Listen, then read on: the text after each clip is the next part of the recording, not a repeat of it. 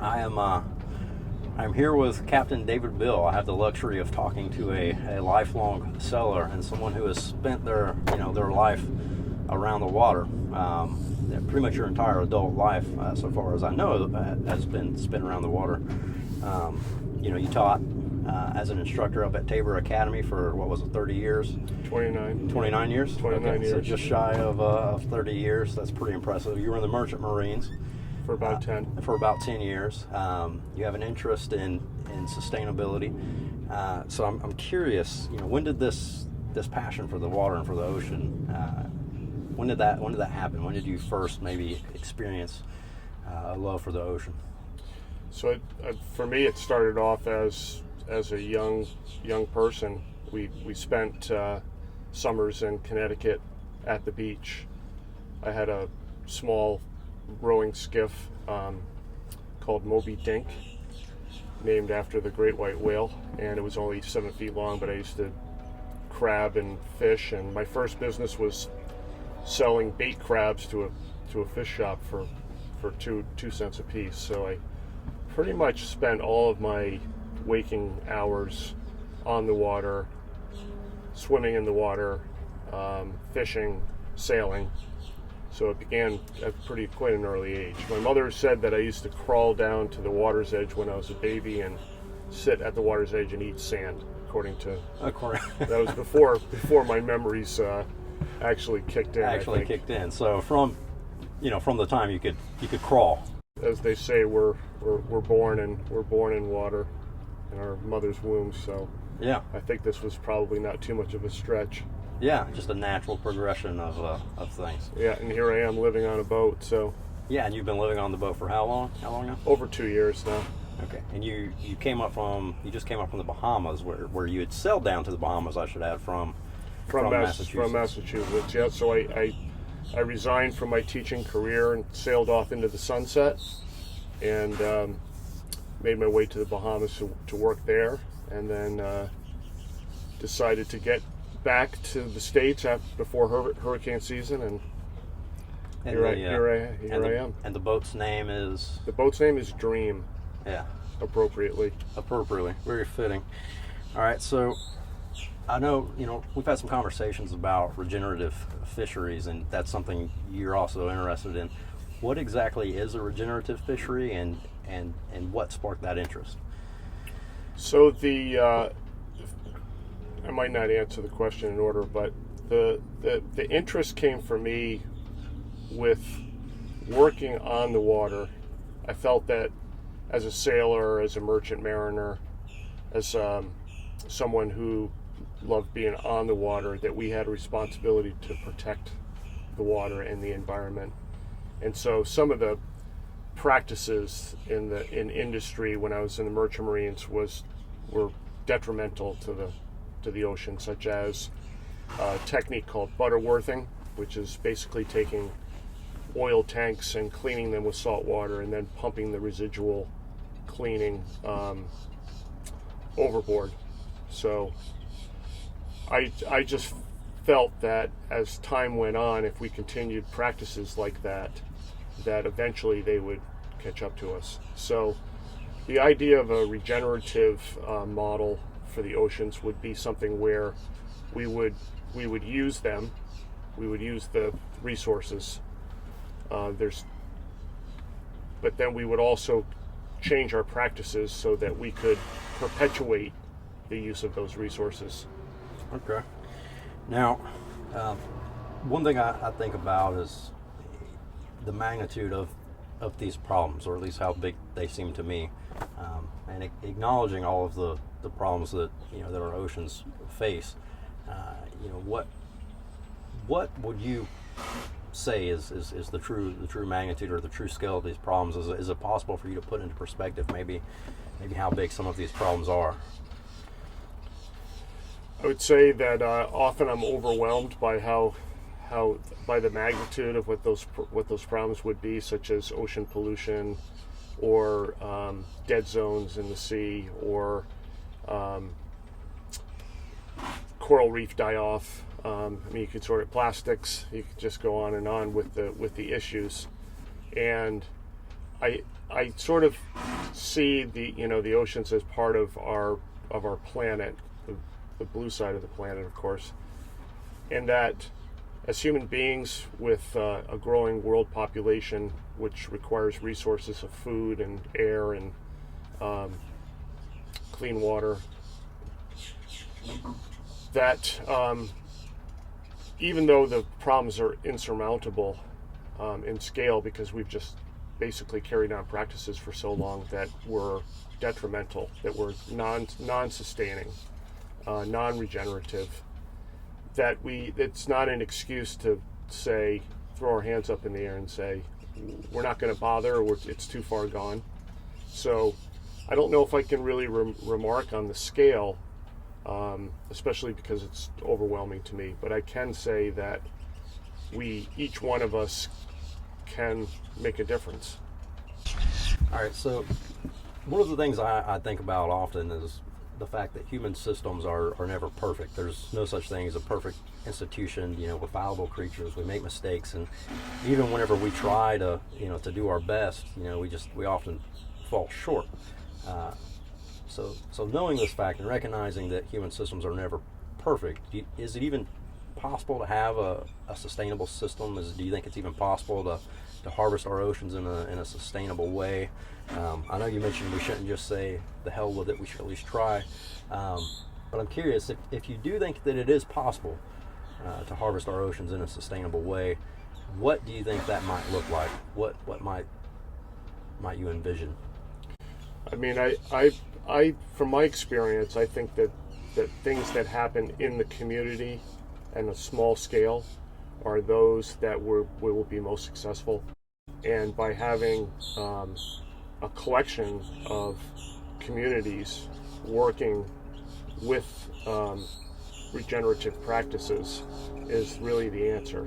I think that has the most impact. I think that people feel connected to their communities. People want to make positive change in their lives and for the next generations. And just from my own experience at school with my students, my high school students, I feel like they, in that small community, we had made impact. Yeah. So you think that keeping it on a more localized level is the answer forward? Would it be possible, do you think, to have a larger scale operation that is sustainable, or do you think it's best just to keep it on a local scale as much as possible? I think that that things could be done on a larger scale. I just think that the complications of management and also individual investment becomes a little bit less tangible for people. And it seems like whenever we take things and sort of expand it, that we lose focus about what the real values are behind the work. Yeah, I do agree with you on that. So that's the production side of things.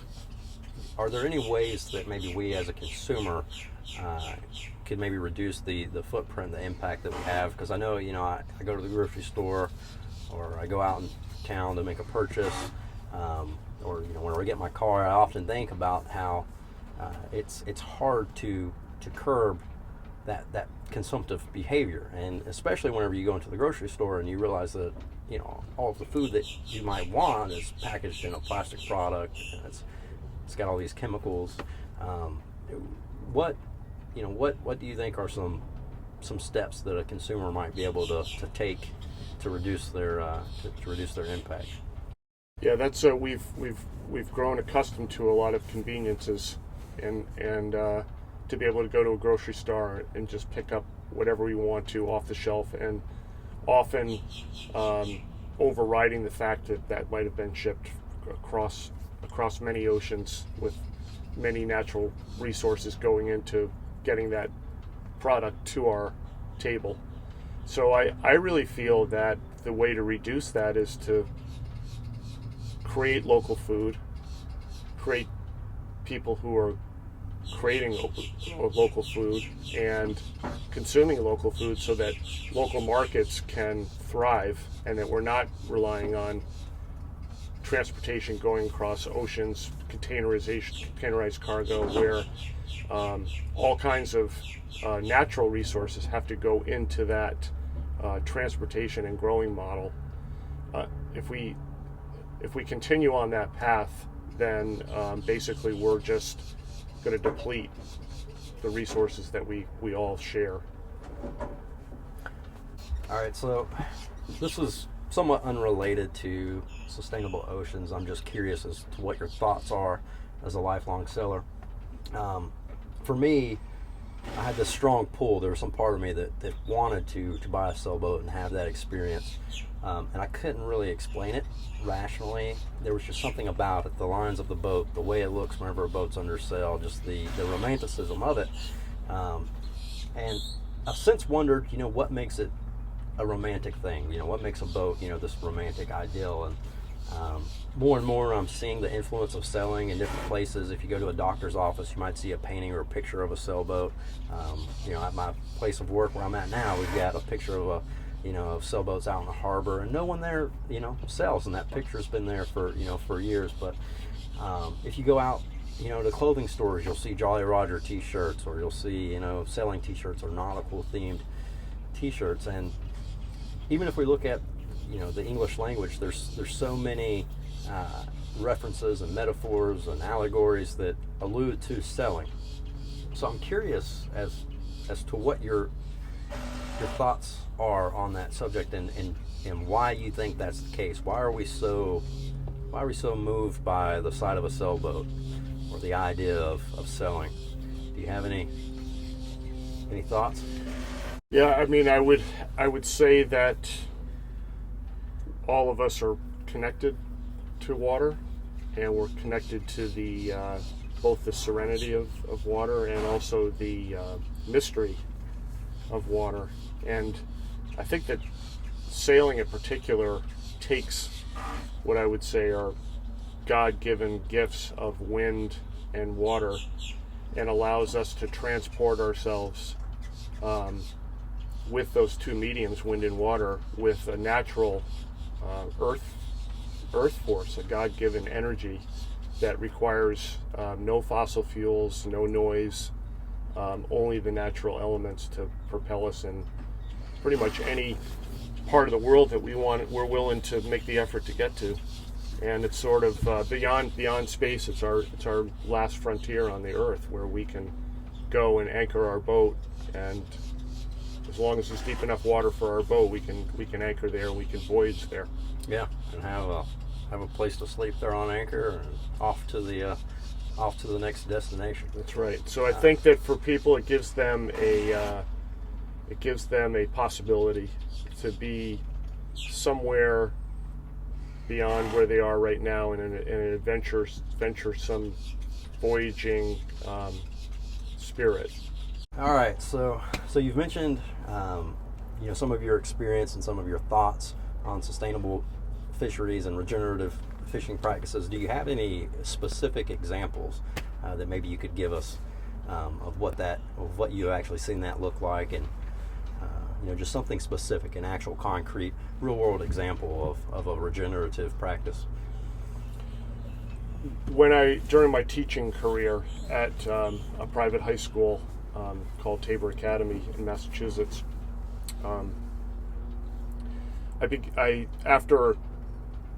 after teaching for that period of time, I felt that